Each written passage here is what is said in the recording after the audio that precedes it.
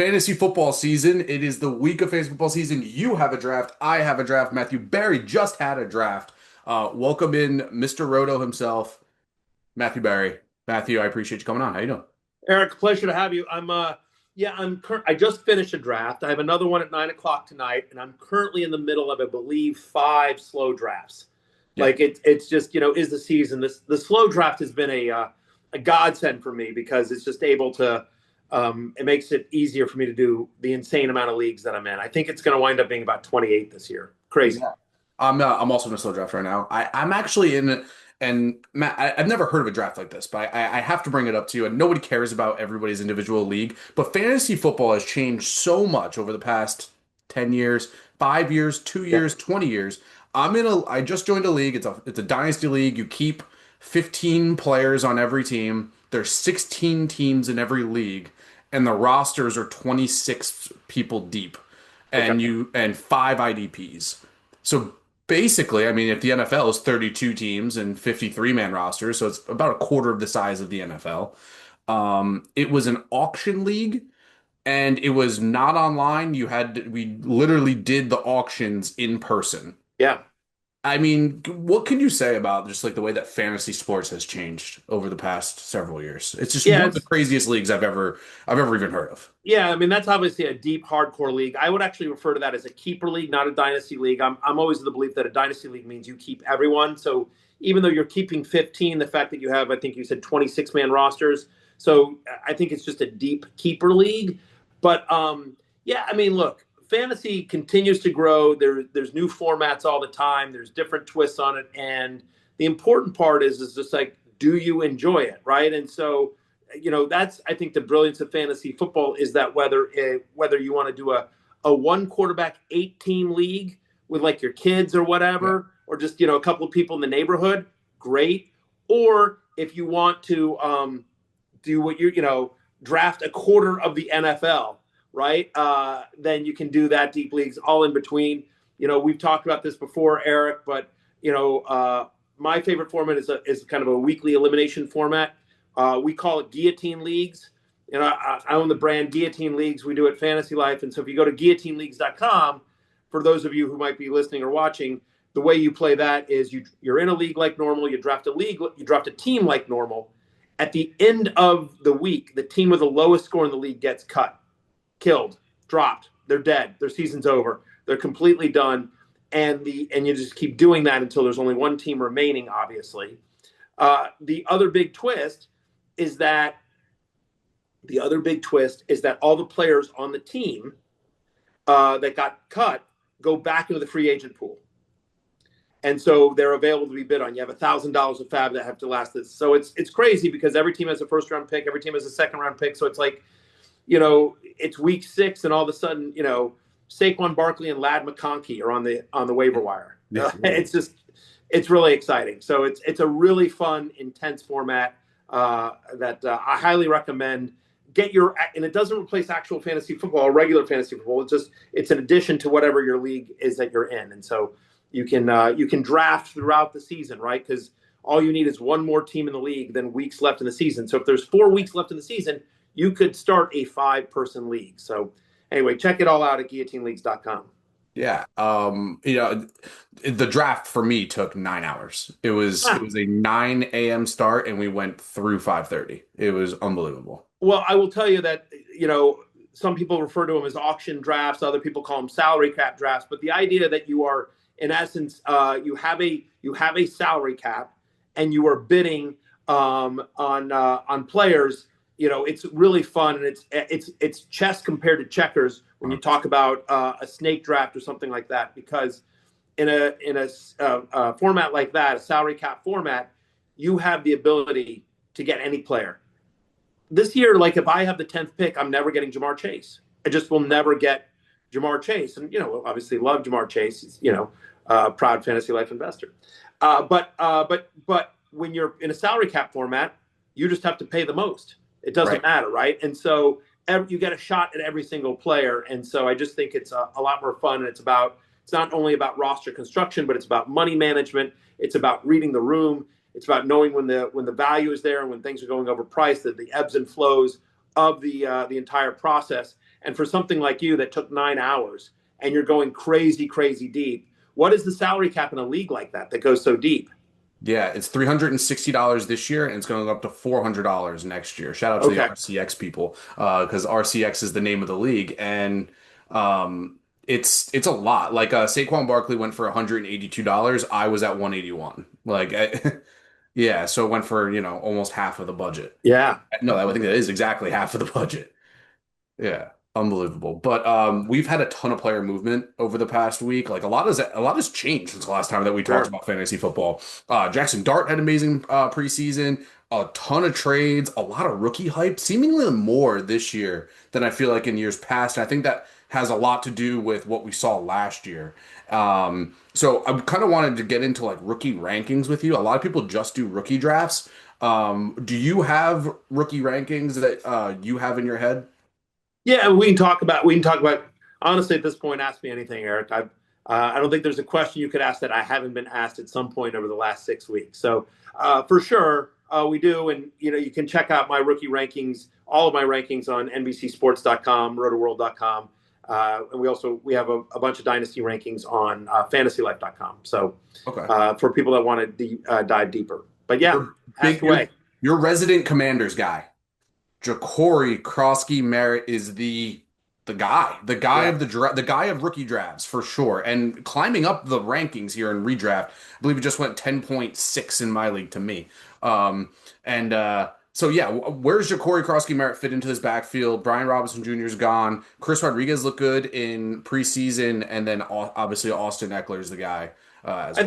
I think you're absolutely right. It's a three-headed monster, but I do think it's probably the order of Jacory Croskey-Merritt, Bill, as his nickname. So Bill Croskey-Merritt, Eckler, and then Chris Rodriguez. Right? They like Chris Rodriguez, but I think part of the reason why they wanted to get rid of, maybe not get rid of, why they felt they could move on from Brian Robinson and get something for him before his rookie deal expires was because of the emergence of Jacory Croskey-Merritt. I think he's a really, he's a really interesting player in terms of size and speed. The reason no one's heard of him is because he had this weird eligibility issue in his last year of college where his freshman year he didn't play, but somebody else on the team grabbed his number, and so the NCAA thought he had played, and so he lost a year of eligibility. They couldn't get it fixed and everything like that. But, shout out to my guy, Connor Rogers. Connor is my co-host on Fantasy Football Happy Hour that we do on NBC and Peacock.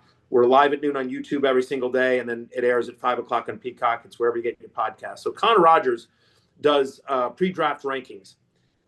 So before they've drafted in the NFL, this is just, hey, based on the tape that I've grinded, this is how I rank them. And he ranked Jacory Croskey-Merritt over R.J. Harvey prior to them getting drafting in the NFL. So just to give you an idea, and that raised a lot of eyebrows. Like, wait a minute, this guy that didn't even really play last year, you have ranked over R.J. Harvey, who, as you know, is a very buzzy rookie as well. And so, yeah, I mean, they were, but Connor was like, look at the tape, man, look at the tape. And he truly believes that had Croskey-Merritt been able to play last year because of this weird eligibility thing with the NCAA, he would have been, probably a third rounder in the NFL draft. But the Commanders get a steal in the seventh round. Look, I think he's the head of a committee, but it is still a committee. I think he's basically a borderline top 30 overall player. And I think he's a running back. Top 30 running back. Okay. I think he's he's definitely a top 30 running back. Sorry, he's a top 50 overall player is what I meant to say. Thank you for correcting me there. So yeah, I mean, I think he's in the 20s among the running backs. So I think he's a high-end flex, low-end RB2 is where I have him ranked. In terms of the rookie running backs, obviously, have him behind Ashton Genty, have him behind Omarion Hampton, my ride or die, have him behind Travion Henderson. But then once you get past those three guys, like, I think he's right there among rookie running backs because the Commanders' offense is going to be good. It's going to be in scoring position often. It's going to be very, very efficient. Absolutely. Pass catching wise, haven't watched a lot of film, full disclosure. Haven't watched a lot of film on him. I saw the run, obviously, in the preseason game. Pass catching wise, do we expect him to be involved in the passing? Eckler is so elite that's the pass catching game. Are we expecting like a limit of upside because Eckler's so good in the pass catching game? That's what I would say. Is that Eckler's going to be the passing down back. Now, Eckler struggled with injuries in his career, and so we'll see. But no, I wouldn't expect a massive target share for Ja'Cory Croskey-Merritt. But I think he'll be the guy on the early downs, and because they're in scoring position so often, I know they want Jaden Daniels to run less when they get in close. That you could see Croskey-Merritt get some short yardage work. Absolutely. Switching gears a little bit to the Detroit Lions, Tim Patrick was traded today. And everyone's talking about Isaac Tesla, third round draft pick. Is he as good? Is this an indictment of how good he is? The trade of Tim Patrick? They seemed like they fell in love with Tim Patrick last year, and now they Yeah, just shipped him off. yeah. That's my expectation. Is that they certainly felt like they had enough depth to get by there. Now, Tesla's a really interesting name for a guy that's, for a league that's as deep as yours, or dynasty leagues, super deep Yeah. leagues. It's hard for me. Another guy that had just an amazing preseason, 3 touchdowns, obviously some highlight plays. But the challenge here in terms of moving forward is like, I don't know how he gets the ball on a consistent enough basis where he has real fantasy value, assuming health for the rest of the people, right? Because you've got in the passing attack, obviously, Amon-Ra St. Brown, Jamison Williams, Sam Laporta. Gibbs is going to be involved out of the backfield as well as part of the passing attack. We know Montgomery gets his. So it just feels like there's just a lot of mouths to feed in that Lions offense. So hard to see a scenario where Tesla gets in the field and plays enough snaps to be fantasy relevant unless there's an injury to St. Brown or Williams. Another big trade happened today. Vikings reunite with veteran Adam Thielen, and there's a lot of back and forth about this trade, whether it would happen, whether it would not happen. Adam Thielen, does he jump? Does he vault back into wide receiver 2 territory, or is it more of a situation where Jordan Addison's going to eventually come back and Yeah, probably take over? yeah, I think that's right. I think it's like, if you come out of your draft and you got like Chris Godwin, Darnell Mooney, Brandon Ayuk, a handful of those guys that are going to miss even Jordan Addison or Rashee Rice, right? We know Rashee Rice is going to miss the first 6 games of the year. That suspension news came out today. We know Jordan Addison's going to miss the first 3. Ayuk's going to miss probably the first 6. Godwin's going to miss a couple. So, like, if you come out of your draft with a couple of guys like that, I think Thielen's like a really nice pickup. Put one of those guys on IR, and I think Thielen is likely the number 2 wide receiver for what we expect to be a pretty good Vikings offense for at least the first 3 games of the season, because Jalen Naylor, who in theory would move into that slot, he's banged up. We don't know what his availability for week 1 just yet is. And so obviously Jefferson's going to get a massive target share. We've got Hawkins in there as well. I think the Vikings want to be more run heavy this year than they have previously because of the addition of Jordan Mason, the offensive line improvements, JJ McCarthy off, young quarterback off the injury. But Thielen, who's a veteran and so complimentary to Justin Jefferson, as we've seen for so many years in Minnesota, that I do think until Jordan Addison comes back in week 4, that Thielen could have some immediate kind of fill-in value early on. To me, though, Erich, the most interesting part of this trade, and it's good for Thielen, good for Vikings, good for the Vikings. Thielen grew up in Minnesota, former Viking. He gets to kind of finish his career there. Awesome. He's a great guy. I've interviewed him. He should go right to TV when he retires if he wants to. Super charismatic. But what I would say is, to me, the most interesting thing of this trade long-term is in Carolina, where with Adam Thielen now moving on to the Vikings, Cokeheads unite. It's Jalen Coker time. Yeah. So, all of us that are fans of Jalen Coker, we call ourselves the Cokeheads. And so I'm a Cokehead.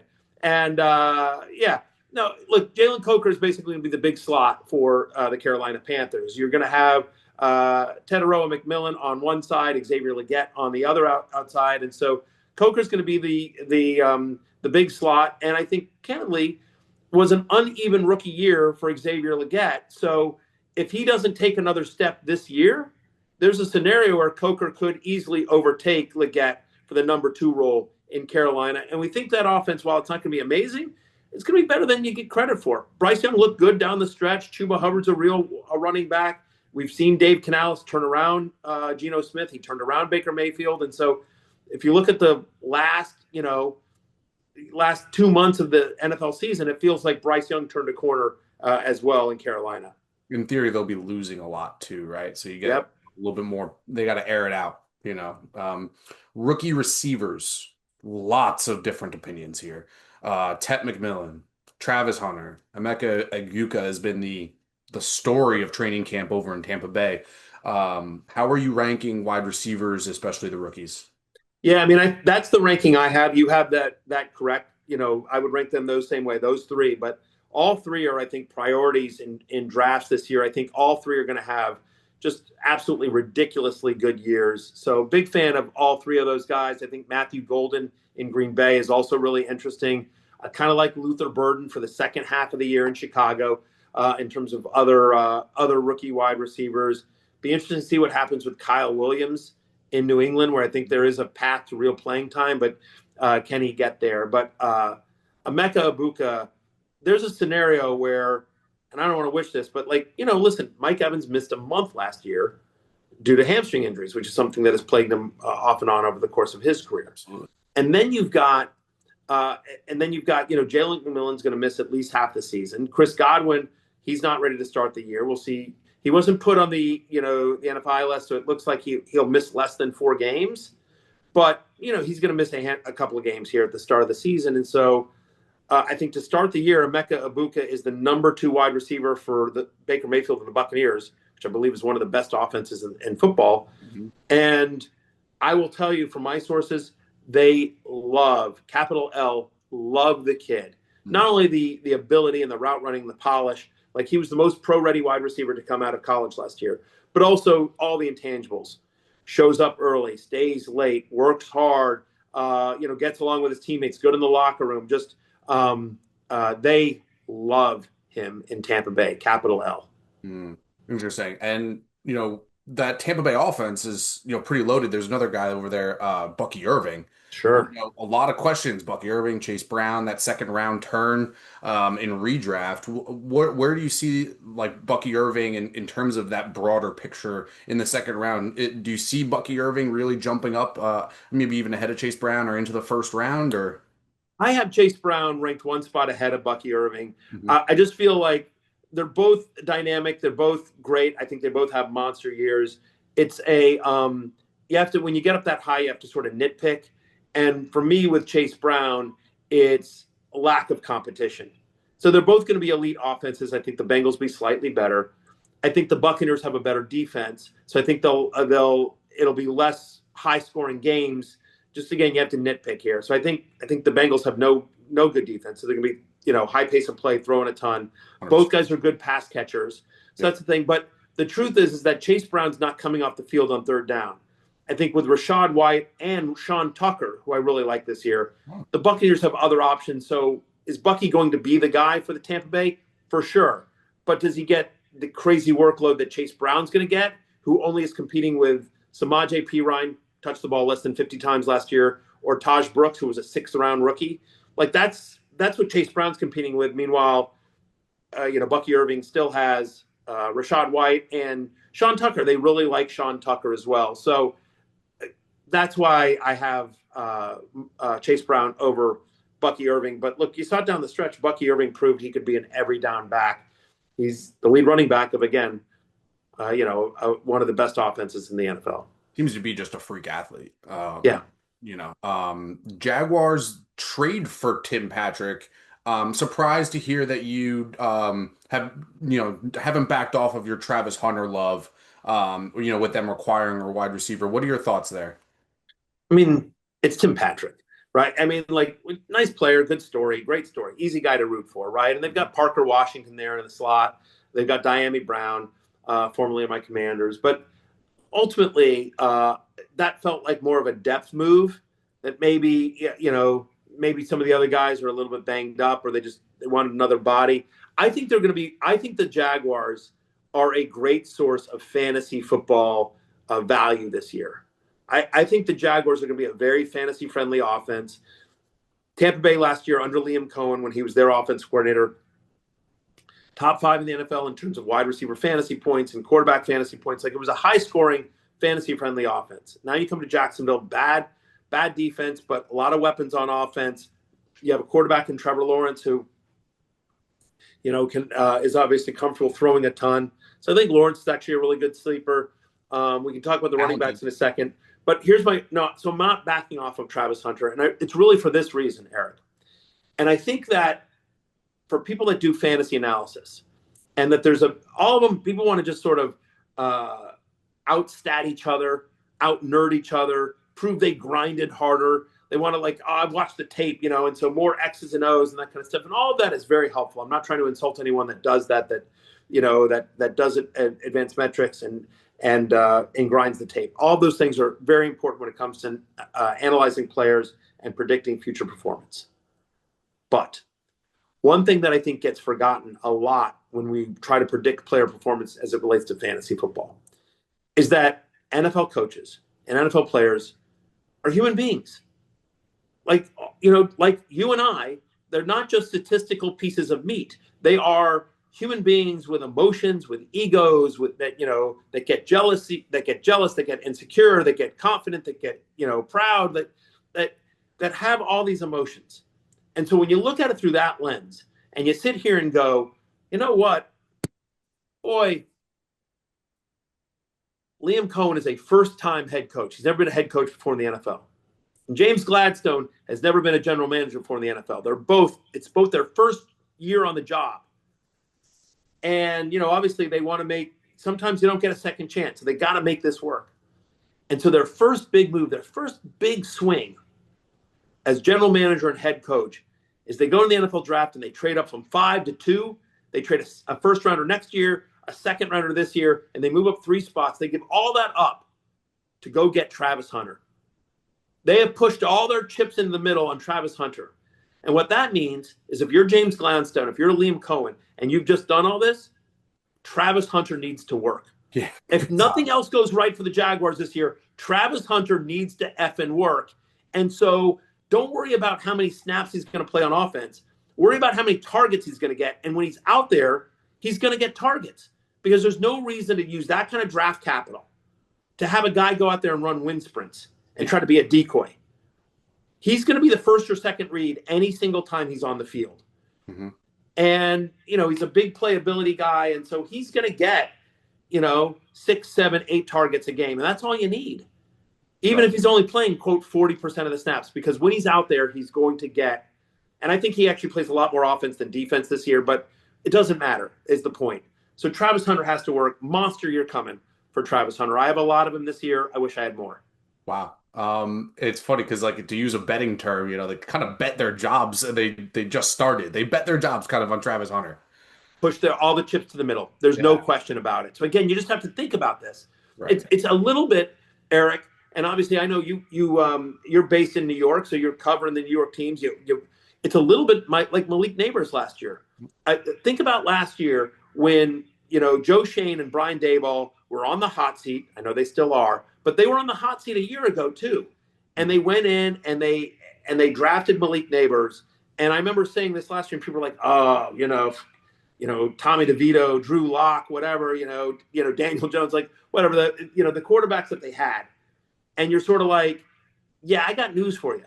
Malik Neighbors needs to work this year. If nothing else, for Joe Shane and Brian Daboll, who are fighting for their jobs, Malik Neighbors is going to effing work." They used a top 10 overall pick on a wide receiver. He's got to work. And obviously he did. He finished as the 6th best wide receiver in fantasy football, despite playing with, shall we be kind and say, inconsistent quarterback play. Okay, I have a lot of questions based off of those things, so I'm going to limit it to 2, and then we can wrap there. But Baishal Tutin and the Jaguars running back situation, Tank Bigsby, Travis Etienne, and then Baishal Tutin seems like he's really he's forcing their hand almost to try to get in there. What's your read on the Jaguars running back situation?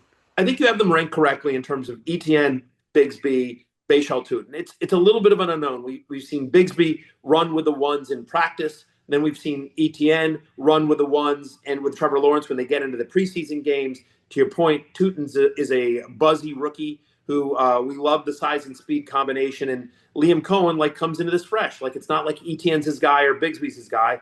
If anyone's his guy, it's Tutin because that's who they drafted. My take is that I don't want to go into a draft.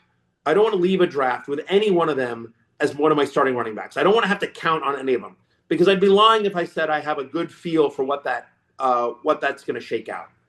What I will say is that I want a piece of that backfield, that I do think the Jaguars, as I said, are going to be a very fantasy-friendly offense. And so in the middle rounds or later, depending on Tutin, I basically what I'm saying is like throw a dart.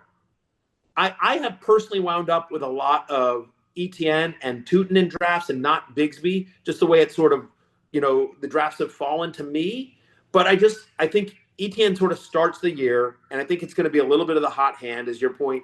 Tootin may sort of force their hand and force his way into the lineup. But I think one of those guys, at least one of those guys, is going to be very fantasy viable this year. I just don't know who, but luckily that's what's baked into their ADP. You're not having to go out and spend a lot of draft capital to acquire any one of the Jaguars running backs. And just to give this some shelf life, if there's a trade, which has been talked about quite a bit, Tank Bigsby and ETN, where does Tootin go in your eyes if there happened to be a trade of one of those two players? Yeah, I mean, I think he's probably in that that probably 20 to 30, that running back 25 range. Again, it'd still be a committee, right? Regardless of ETN or Bigsby, like he's still Bashal Tootin is likely going to be splitting some carries. But I love him in Dynasty. I think he's a very exciting and dynamic player. So absolutely. And we talked about the Giants. You brought it up real quick about Malik Neighbors had to work last year. Yeah. Jackson Dart looked amazing in preseason. Yeah. What's everyone saying? I mean, you're an NFC East guy. What's everyone saying about Jackson Dart right now? And where are you on the Giants offense this year? Because it seems like Jackson Dart, if he steps in as receiver, is a big upgrade. Yeah, I mean, I think this is an issue, and this is one of the challenges when you have ownership and management / coaches with different agendas.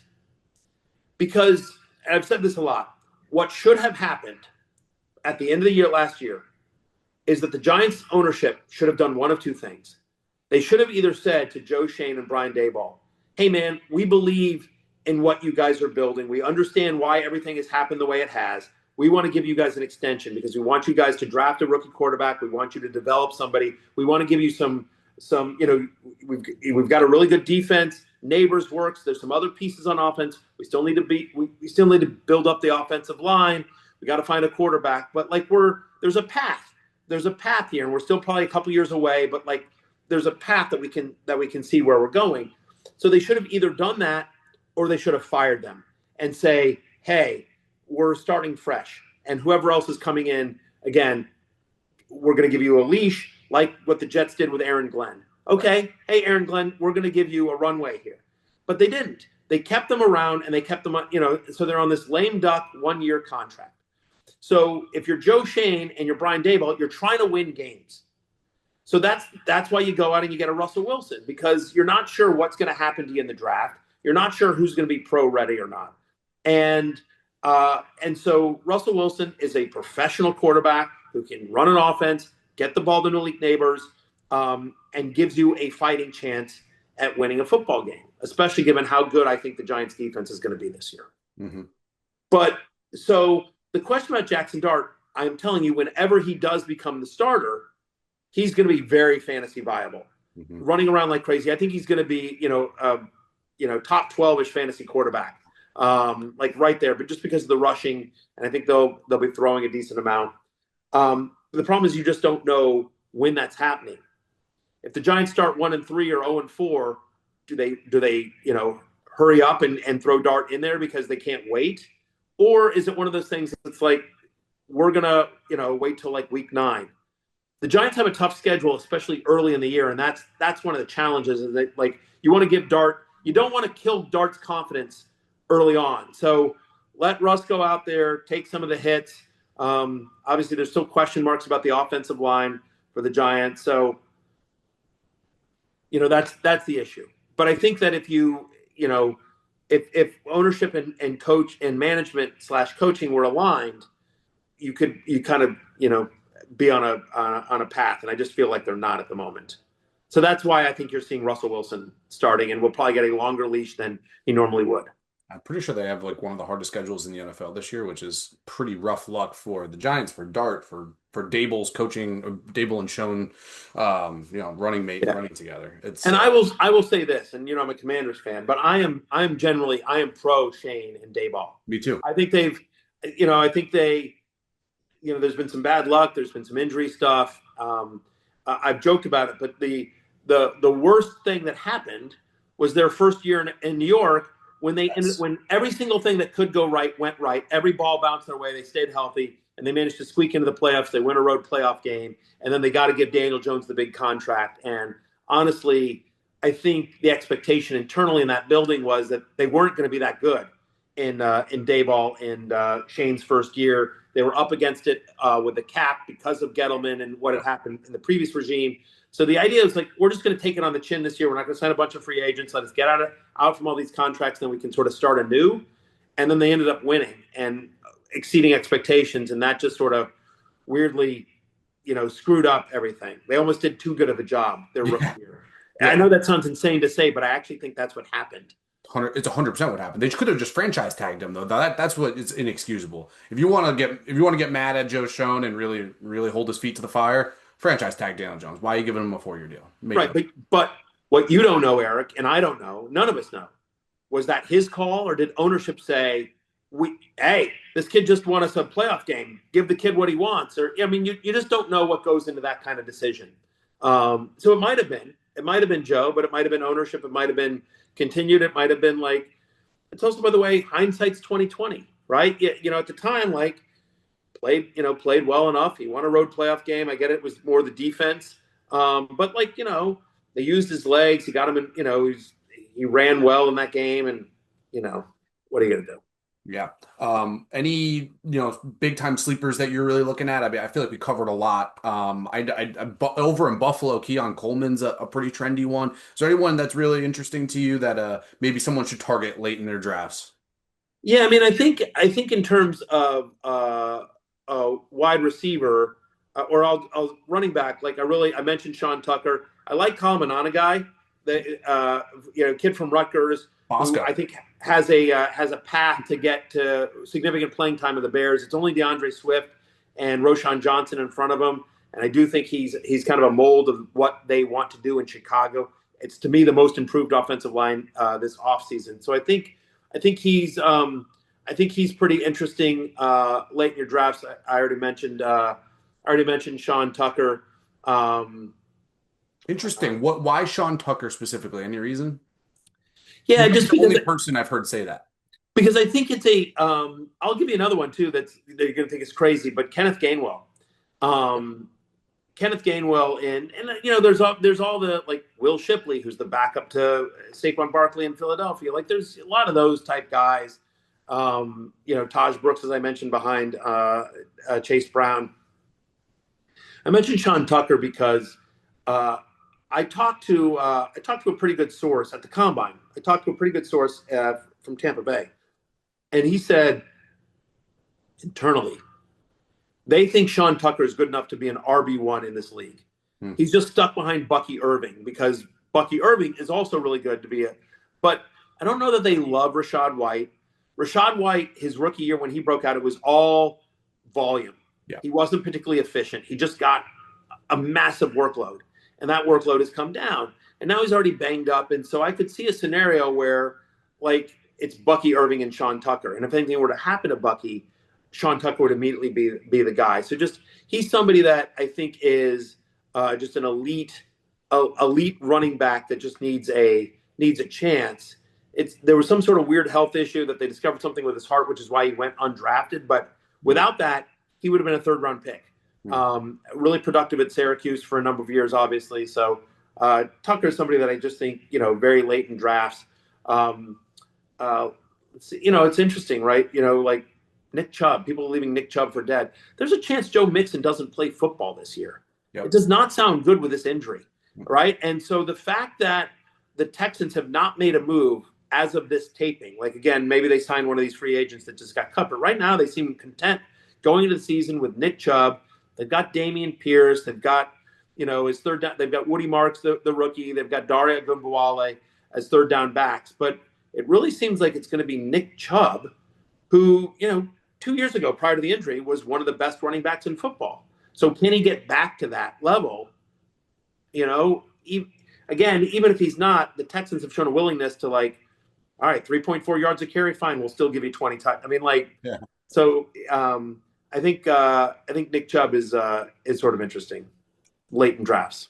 I'll wrap you on this. Braylon Allen, Breece Hall. I mean, the Jets offense is, I mean, where are you on the Jets offense? And then Braylon Allen versus Breece Hall is another one.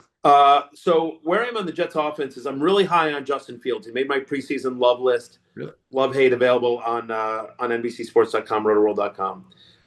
Because Justin Fields, I think the jury is still out as to whether or not he can be a true NFL franchise quarterback.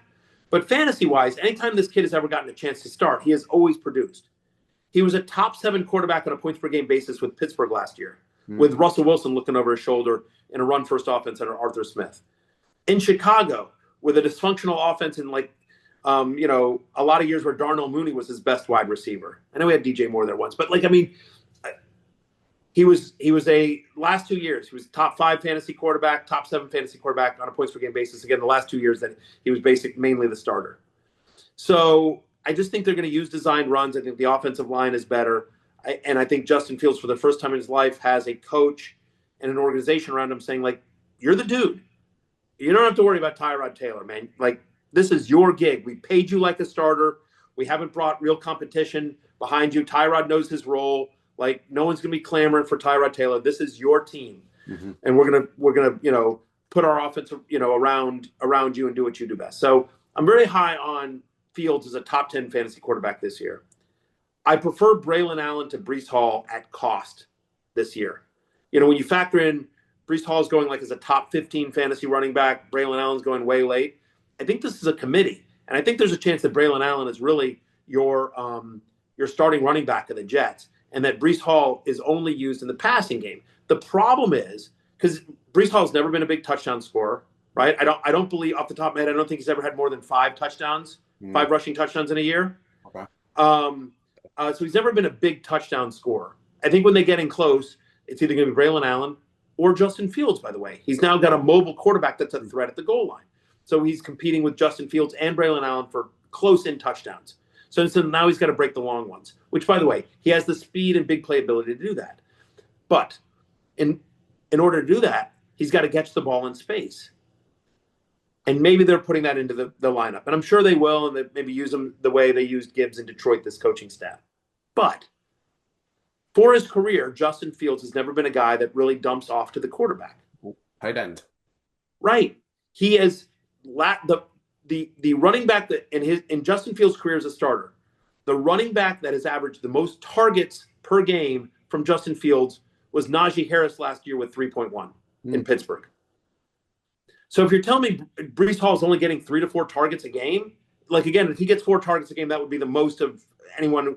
But Fields is generally when there's pressure, he's more apt to tuck it and run because he can outrun everyone than he is to try to dump it off to avoid pressure the way Aaron Rodgers or a less mobile quarterback would. Then you add in the injury history and the concerns there. And so I think Breece Hall's a super talented player, but you're talking about somebody that has dealt with injuries, that's in it, that's going to be in more of a timeshare than people think. New coach. There's certainly a scenario in which Breece Hall returns top 15 fantasy running back value. There's no question about it. It's just a very narrow path that he needs to hit. He needs to stay healthy. He needs to break off some long runs. He needs to be heavily involved in the passing game. And I just think there's some question marks as to whether all 3 of those things can happen the way the team is currently constructed.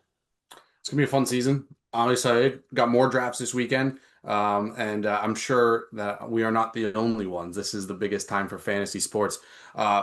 Matthew Berry, Fantasy Life, Guillotine Leagues, NBC Sports, rotoworld.com, rotopass.com. What else is there, Matthew Berry? You're the busiest guy in sports. Well, I am, but I enjoy it. It's a good gig. It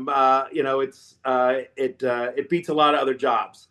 Being able to talk about fake football online and on TV. I'll just at fantasylife.com. I'll just mention that we have a bunch of tools that will help you draft. If you're just like, wow, that's so much information, I can't remember all. You don't need to.